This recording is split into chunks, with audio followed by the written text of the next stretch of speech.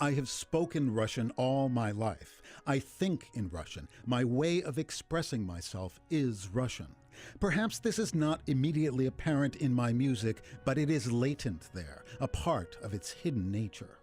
This statement by Igor Stravinsky, made in 1962 upon his return to his homeland after a 48-year absence, stands in stark contrast to the public image of aesthetic world citizenship he had so rigorously cultivated throughout his professional career. This apparent contradiction is indicative of a larger challenge musicians and scholars have faced in attempting to understand the man and his music. Among the great composers of the 20th century, Stravinsky was the most enduringly hailed as a master within the new electronically potentiated media environment, and his ideas about music were disseminated internationally in newspapers, magazines, and books, in radio broadcasts, and eventually on television. And yet Stravinsky's volubility hasn't necessarily led to a greater understanding of his work and the creative purposes that inspired it. Like a sea creature that releases a cloud of ink to escape a mortal threat, Stravinsky often dissembled when describing his work, seemingly compelled by an intense desire to maintain his stature as a modernist icon. He gilded this particular lily by referring to himself as an inventor of music, famously asserting that music is an abstract entity that's inherently incapable of expressing anything.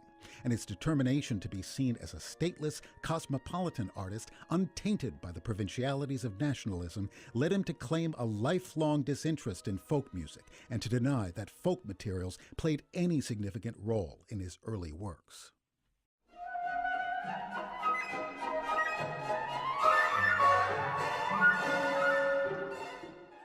But these widely accepted assertions have been largely disproven by the recent groundbreaking work of the musicologist Richard Taruskin, who has employed a combination of his pre-existing knowledge of Russian music with access to historical archives made available after the fall of the Soviet Union to demonstrate the extent to which Stravinsky's music is a product of Russian cultural traditions and his thoroughly Russian musical training. In this regard, Stravinsky's music for the Firebird has always been low-hanging fruit. The influence of his mentor Rimsky-Korsakov, an apostle of Russian musical nationalism, is easily perceived in this score. To represent the contrasting realms of virtuous humans and enchanted evildoers that populate the ballet, Stravinsky takes his cue from a technique Rimsky utilized in his final opera, The Golden Cockerel, completed just 3 years before the composition of the Firebird. Simple diatonic harmonies and melodies illustrate the human element in the Princess's Round Dance, which opens with a tune from Rimsky's collection of 100 folk songs called In the Garden, that's set in the manner of the Master's symphonic suite Scheherazade, and also in the finale, where the folk song By the Gate provides the context for the triumph of good over evil. This consonance is opposed by the chromatic, octatonic, and tritone-based harmonies and melodies that were staples of Rimsky's portrayals of the exotic, which Stravinsky employs to stunning effect in his depictions of the wicked sorcerer Kashai's domain, as in the ballet's opening and its infernal dance.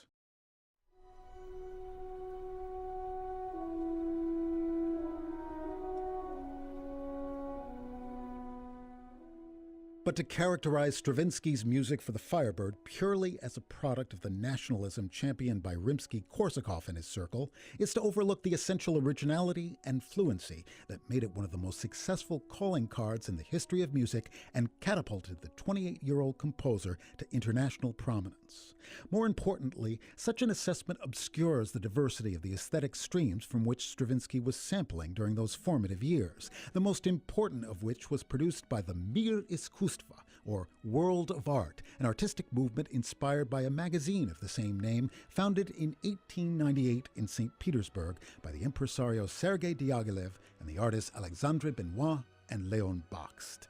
Appalled by what they saw as the deplorable amateurism and provincialism of the nationalists and their insistence on social realism, this circle of reformers promoted the idea of art for art's sake and advocated an openness to cosmopolitan and experimental influences and trends.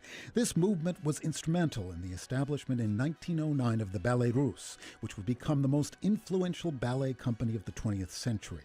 This was the ensemble for which Stravinsky wrote the 3 early ballets, the Firebird, Petrushka, and the Rite of Spring, that made his name.